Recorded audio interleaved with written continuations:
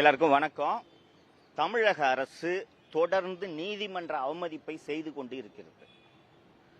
இதை அதிகாரிகள் முதல்வருக்கு எடுத்து சொல்ல வேண்டும். நான் இந்த அப்பீல chief secretary mister Saikumar and director general of police HOPF designate mister Maheshkumar Agarwal ஆகியோருக்கு தான் நான் இந்த அப்பீலை வைக்கிறேன். ஒரு சில நாட்களுக்கு முன்பாக இரண்டு நீதிபதிகளை கொண்ட சென்னை உயர்நீதிமன்ற அமர்வு மிக கடுமையான கண்டனங்களை கூடுதல் DGP திரு அருண் அவர்கள் மீது பிறப்பித்தது. இது போன்ற கடுமையான கண்டனத்திற்கு எந்த அதிகாரியாவது சமீப கால வரலாற்றில் ஆளாகி இருப்பாரா என்றால் சந்தேகமே. மிக கடுமையான கண்டனங்கள். எந்த அளவுக்கு கண்டனங்களை தெரிவித்திருக்கிறார்கள் என்றால், இந்த பதவியில் இவர் இருக்கக்கூடாது, இந்த பதவிக்கு இவர் பொருத்தமானவர் இல்லை என்பதை எழுத்தில் பதிவு செய்திருக்கிறார்கள்.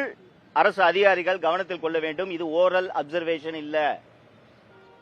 அது என்ன சார், ஓபிட்டா டிக்டாவா? ஓரல் அப்சர்வேஷன் இல்ல, தீர்ப்பு. இப்படி தெளிவாக தீர்ப்பை எழுதிய பிறகும், அந்த தீர்ப்பு வெளியாகி கிட்டத்தட்ட 4 நாட்கள் ஆன பிறகும் திரு அருண் அவர்களை மாற்றாமல் லஞ்ச ஒழிப்பு துறையிலே வைத்திருப்பது நேரடியான நீதிமன்ற அவமதிப்பு. நீதிபதிகள் தெரியாமல் இந்த தீர்ப்பை எழுதவில்லை. அவர்கள் அருண் அவர்களின் நியமனம் ஏன் தவறு என்று சொன்னார்களோ அதற்கான காரணங்களை திரு அருண் அவர்கள் தற்போது லஞ்ச ஒழிப்பு துறையில் செய்து கொண்டிருக்கிறார். அன்பார்ந்த தோழர்களே, சென்னை உயர்நீதிமன்றம், குறிப்பாக நீதிபதி திரு SM சுப்பிரமணியம் அவர்கள் தலைமையிலான அமர்வு ஆடலிகளை பயன்படுத்தக்கூடாது, அரசு வாகனங்களை துஷ்பிரயோகம் செய்யக்கூடாது என்று பல தீர்ப்புகளை வழங்கியிருக்கிறது. தமிழகத்தின் தலைமைச் செயலாளர் திரு சாய்குமார் அவர்களுக்கும் DGP designate mister Maheshkumar Agarwal அவர்களுக்கும் நான் ஒரு தகவலை சொல்லிக்கொள்ள விரும்புகிறேன். இன்று இந்த தருணத்தில் சென்னை மாநகர காவல்துறையின் 5 வாகனங்கள் லஞ்ச ஒழிப்பு துறையில் ஓடிக்கொண்டிருக்கின்றன. முதல்வர் அவர்கள் பதவியேற்கும் நாளன்று ₹1 யாரையும் திருட விட மாட்டேன்னு சொல்றாரு. இவர் கண்ணு முன்னாடி லஞ்ச ஒழிப்பு துறையில் அருண் அவர்கள் இந்த திருட்டை நடத்தி கொண்டிருக்கிறார்.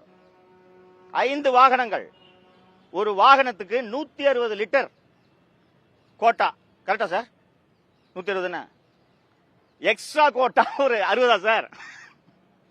எக்ஸ்ட்ரா கோட்டா ஒரு 60. இன்னைக்கு சாதாரண குடிமகன்கள் அந்த பெட்ரோல் டீசல் போடுறதுக்கு எவ்வளவு கஷ்டப்பட்டு இருக்கோம். நீங்க எல்லாருமே கஷ்டப்பட்டுருங்க. எல்லாம் 2 வீலர் வச்சிருப்பீங்க. அந்த விலை ₹1.50 ஏற நீங்க பகிருங்க உங்களுக்கு. ஆனா 100 ரூபாய்க்கு போட்டானா 100 ரூபாய்க்கு காத்து தான் வரும். 5 வண்டிங்க. நீதிபதி திரு SM சுப்பிரமணியம் அவர்கள் பல்வேறு தீர்ப்புகளில் ஆடலி முறை வெள்ளைக்காரர்கள் உருவாக்கிய முறை, ஒரு ஜனநாயக நாட்டில், இந்தியா போன்ற ஜனநாயக நாட்டில் அதற்கு இடமில்லை என்று எழுதியிருக்கிறார் தீர்ப்பில். தலைமைச் செயலாளர் அவர்களே, காவல்துறை இயக்குனர் அவர்களே, சென்னை மாநகர காவல் துறையின் ஸ்ட்ரெங்த் சேர்ந்த சென்னை மாநகர காவல்துறையோட ஸ்ட்ரெங்த்ல, சென்னை மாநகர காவல்துறையில சம்பளம் வாங்கக்கூடிய 20 காவலர்கள் இப்போது லஞ்ச ஒழிப்பு துறையில் வேலை செய்து கொண்டிருக்கிறார்கள். ஆலந்தூரில் உள்ள லஞ்ச ஒழிப்புத்துறை இயக்குனர் அலுவலகத்தில், அந்த இயக்குனர் அலுவலகத்துக்கு நேர் எதிராக இணை இயக்குனரின் அலுவலகம் இருக்கும். இப்போது ஜாயிண்ட் டைரக்டர் போஸ்ட் வேக்கண்டா இருக்கு. அந்த இணை இயக்குனர் அலுவலகத்தில் சென்னை மாநகர காவல்துறையில் இருக்கக்கூடிய 20 பேர் இப்போது பணியாற்றிக் கொண்டிருக்கிறார்கள். ஒரு உயர்நீதிமன்ற டிவிஷன் பெஞ்ச் சொல்லுது, இவர் இந்த பதவிக்கு தகுதியானவர் அல்ல. இவர் இந்த குண்டர் சட்டத்தை லஞ்சம் வாங்கி கொண்டு போட்டிருக்காருன்னு எழுதிட்டாங்க. ஃபார் எக்ஸ்ட்ரானியஸ் கன்சிடரேஷன்ஸ் என்றால் என்னவென்பது தலைமைச் செயலாளருக்கும் தெரியும், DGPக்கும் தெரியும். தலைமைச் செயலாளர் அவர்கள் முதல்வரிடம் அவர்தான் எடுத்து சொல்ல வேண்டும். முதல்வருக்கு தெரியாது, அவருக்கு நிர்வாகம் புதிது. நீங்க ஆபீசர்ஸ். அருண் அவர்கள் ஒரு நொடி தொடரக்கூடாது லஞ்ச ஒழிப்புத்துறை இயக்குநராக என்பதை தலைமைச் செயலாளர் சொல்ல வேண்டும். டிஜிபி இன்னும் வரல. ஹோம் செக்ரட்டரி சொல்லணும் மணிவாசன். அப்போது இந்த அதிகாரிகள் முதல்வரை தவறாக வழி நடத்துகிறார்களா? அவங்க தானே சொல்லணும். சீஃப் மினிஸ்டர் ஜட்ஜ்மெண்ட்டை படிச்சிருக்க மாட்டாருங்க. நான் சொல்றேன், நீங்க படிக்கணுமா இல்லையா? The Gunda's detention order has been passed for extraneous considerations. லஞ்சம் வாங்கிட்டு இந்த லஞ்சத்துக்காக இந்த குண்டர் சட்டத்தை சந்தோஷ் சர்மா மீது குண்டர் சட்டம் போடப்பட்டுள்ளது. இதை விட வேற என்னங்க சொல்லணும்?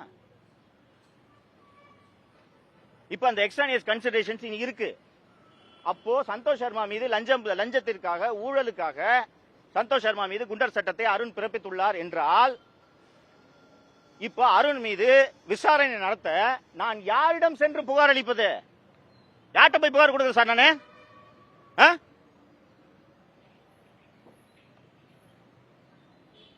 இது தமிழக அரசுக்கு மிகப்பெரிய அவமானம். நீதிபதிகள் கடந்த வாரம் இந்த புதனுக்கு முன்னாடி புதன்ல நீதிபதிகள் திரு அருண் அவர்களை நேரில் வந்து ஆஜராக வேண்டும் என்று உத்தரவு போடுகிறார்கள். இது எல்லாருக்கும் தெரியும். ஜெயில நானே படிச்சேன்.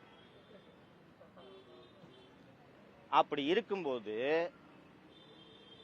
நீதிமன்றம் அருணை வரவழைத்து என்ன சொல்கிறது என்பதை பார்த்த பிறகுதானே நீங்கள் பதவி நியமனத்தை வழங்கியிருக்க வேண்டும். புதன்கிழமை கோர்ட்ல அப்பியர் ஆகணும், செவ்வாய்க்கிழமை இவருக்கு அருணை விஜிலன்ஸ் டைரக்டரா போட்டீங்கன்னா கோர்ட்டை கிண்டல் பண்ற மாதிரி இல்ல? அப்படித்தான் நீதிமன்றம் எடுத்துக்கொண்டது. நாங்க இவரை வர சொல்லி இருக்கிறோம், மீடியால ரிப்போர்ட் ஆயிருக்கு, ஊருக்கே தெரியுது. நாங்க வர சொல்லி இருக்கோம்னா ஏதோ ஒரு காரணம் இருக்கும், வந்த பிறகு போஸ்டிங் போடுங்க. நாங்க வர சொல்றதுக்கு முத நாள் வந்து நீங்க அவரு லஞ்ச ஒழிப்புத்துறை இயக்குனரா போட்டீங்கன்னா என்னங்க அர்த்தம்? கிண்டல் பண்றீங்களா? கோர்ட்டை பார்த்தா உங்களுக்கு கிண்டலா இருக்கா? இதான் மீனிங். நீதிமன்றம் கடுமையான கோபம் அடைந்துதான் அருண் அவர்களுக்கு சம்மனை அனுப்பியது. நீதிமன்றம் அந்த சம்மனை அனுப்ப வேண்டிய தேவையெல்லாம் இல்ல. கோர்ட்ல பப்ளிக் ப்ராசிக்யூட்டர் இருக்காரு, அரசு வழக்கறிஞர் இருக்காரு. இவரை சைதாப்பேட்டை இன்ஸ்பெக்டர் வர சொல்லுங்கன்னா அவர் சொல்லி சைதாப்பேட்டை இன்ஸ்பெக்டர் வந்துருவார். தனியாலாம் நீங்க சம்மன்லாம் கொடுக்க வேண்டியதில்லை. ஆனால் அந்த நீதிமன்றம் ஏன்பா ஒருத்தன் தப்பு பண்ணிருக்கான்ட்டு நாங்க வந்து அந்த நபரை விசாரணைக்கு நேரில் ஆஜராக வேண்டும் என்று சொன்னால், அதற்கு முதல் நாள் அவரை லஞ்ச ஒழிப்புத்துறை இயக்குநராக நியமித்தால் என்ன பொருள்? இதற்காகத்தான் நீதிமன்ற ஊழியரை விட்டு அருணை நேரில் ஆஜராக மாதிரி சம்மனை சர்வ் பண்ணுங்கன்னு சொல்லிட்டு அன்னைக்கு காஸ்ட் லிஸ்ட்ல formerly commissioner of police at present director of vigilance and anti corruption caste லிஸ்ட்ல போடுறாங்கன்னா நீங்க அந்த பதவிக்கு அவர்களை நியமித்ததை நீதிமன்றம் விரும்பவில்லை என்பதுதான் பொருள். அது ஒரு இண்டிகேஷன். அப்பயாவது புரிஞ்சிருக்கணும் அரசு. தீர்ப்புல எழுதுறாங்க, ஆக சிறந்த பண்பாளர்களும் நேர்மையாளர்களும் வகித்த பதவி அந்த லஞ்ச ஒழிப்புத்துறை இயக்குனர் பதவி. பேர் எழுதுறாங்க. CL Narasimhan, CL Ramakrishnan, CV Narasimhan போன்ற பண்பாளர்கள் பதவி வகித்த பதவியில் அருணை நியமிக்கலாமா என்று அவர்கள் கேட்டு 4 நாட்கள் ஆகிறது. தமிழக முதல்வர் ஒரு விஷயத்தை நினைவில் வைத்துக் கொள்ள வேண்டும். திராவிட முன்னேற்ற கழகத்தின் தலைவரும் முன்னாள் முதல்வரும் கொளத்தூர் தொகுதியிலேயே தோற்றதற்கு காரணம் அவர் மீது தொடர்ந்து எழுப்பப்பட்ட பொம்மை முதல்வர் என்ற விமர்சனம். நானே பலமுறை பேசியிருக்கேன். முதல்வருக்கு எதுவும் தெரியாது,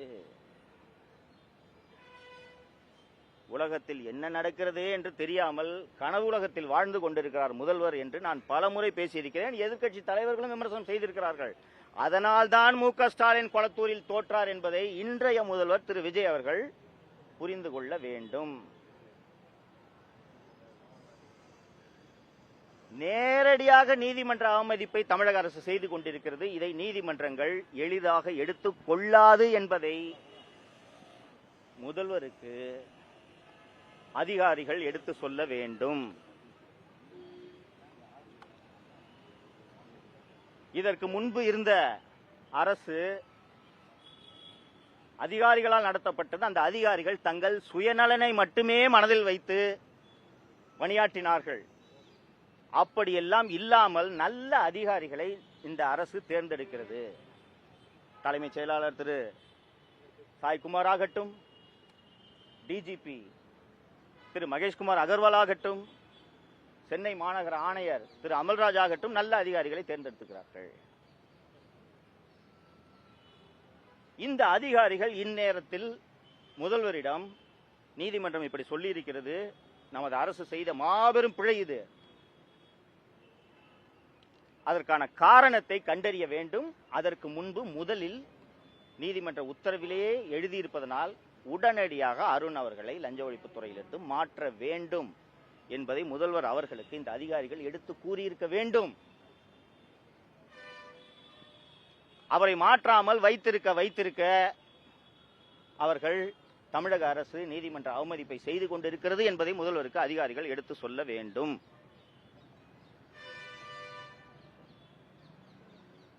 கடந்த ஆட்சி காலத்தில் இருந்த அதிகாரிகளைப் போலவே இந்த ஆட்சியிலும் இருக்கக்கூடிய அதிகாரிகள் முதல்வரை தவறாக வழிநடத்துகிறார்களோ என்ற சந்தேகம் எனக்கு இருக்கிறது. முதல்வர் அவர்களிடம் எடுத்து சொல்ல வேண்டும் என்பதற்காகத்தான் இந்த பத்திரிகையாளர் சந்திப்பு.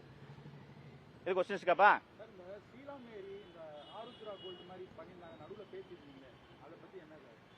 அவுட் ஆஃப் கான்டெக்டா இருக்குங்க. நான் அதை பத்தி விவரம் தெரியல, தெரியாம என்னால பதில் சொல்ல முடியல. அதே மாதிரி உங்களை திமுக ஆட்சி வந்து அரெஸ்ட் பண்ணி போட்டது, இவரை கூட்டிட்டு போனாங்க, கொண்டு வந்து வீட்டில் விட்டாங்க. புதிய அரசு பெருந்தன்மையோடு நடந்து கொள்கிறது என்றுதான் நாம் புரிந்து கொள்ள வேண்டும். வேற என்ன இருக்கு?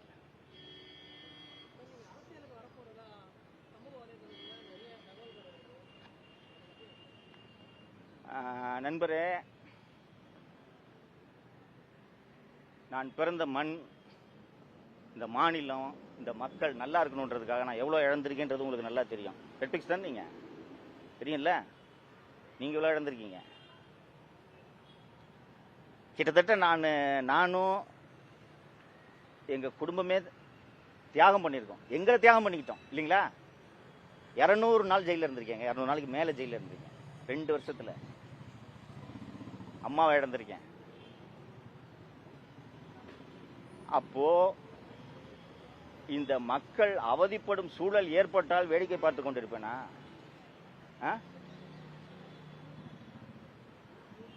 உரிய காலம் வரும்,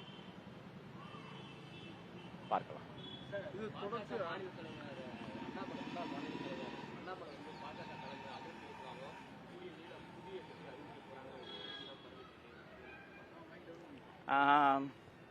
அவருக்கு எனது வாழ்த்துக்கள். எனது நண்பர், நான் அவரை ஏராளமான விமர்சனங்கள் செய்திருக்கிறேன். அவர் அதை பொருட்படுத்தாமல் நான் நெருக்கடியில் இருந்த நேரங்களில் எல்லாம் எனக்கு குரல் கொடுத்திருக்கிறார். அவர் இன்னும் அது உறுதி செய்யப்படாத தகவல், பட் இட்ஸ் பாசிபிள். அவருக்கு எனது வாழ்த்துக்கள்.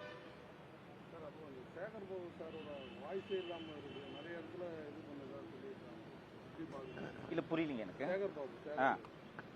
எந்த சத்தமும் இல்லாம இருக்காரு, அது எப்படி பாக்குறீங்க? அவரோட ஆதிக்கம் வந்து ஏங்க டான்ஸ் போட்டு காட்டி கோயத்தூர்ல தோக்கஸ்டாரு, எப்படிங்க இப்ப வாயை திறக்க முடியும்? அடிக்க மாட்டாங்க. இன்னைக்கு திராவிட முன்னேற்ற கழகத்தில் கடுமையான குழப்பங்கள் இருக்கிறது. யார் தலையில் தோல்வியை கட்டுவது என்று எல்லா தரப்பும் குற்றம் சாட்டி கொண்டிருக்கிறது. குறிப்பாக இவர் தான் கூட்டு போய் டான்ஸ் ஆடினது, டான்ஸ் போட்டு காமிச்சது சிஎம் ஞாபகம் இருக்கா? பாத்தீங்களா? அந்த வீடியோ பாத்தீங்களா? முதல்வர் ரசிப்பார்ல, சொல்லி முடிச்சு விட்டாரா? குடும்பத்தினர் எவ்வளவு கோபமாக இருப்பார்கள், குடும்பத்தினர் எவ்வளவு கோபமாக இருப்பார்கள். சரிங்களா? போதுங்க. தேங்க்யூ.